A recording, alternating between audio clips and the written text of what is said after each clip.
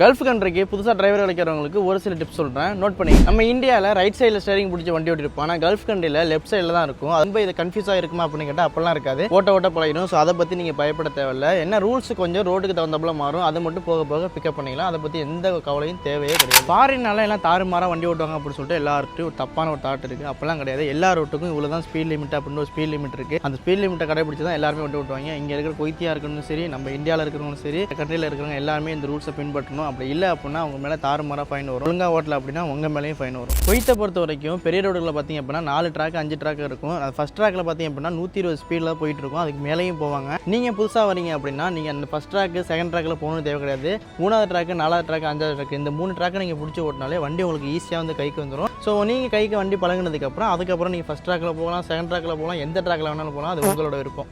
வேறு என்ன இன்ஃபர்மேஷன் அப்படின்னு கமெண்ட்டில் சொல்லிட்டு நம்ம சேனலை ஃபாலோ பண்ணிக்கோங்க. Bye by.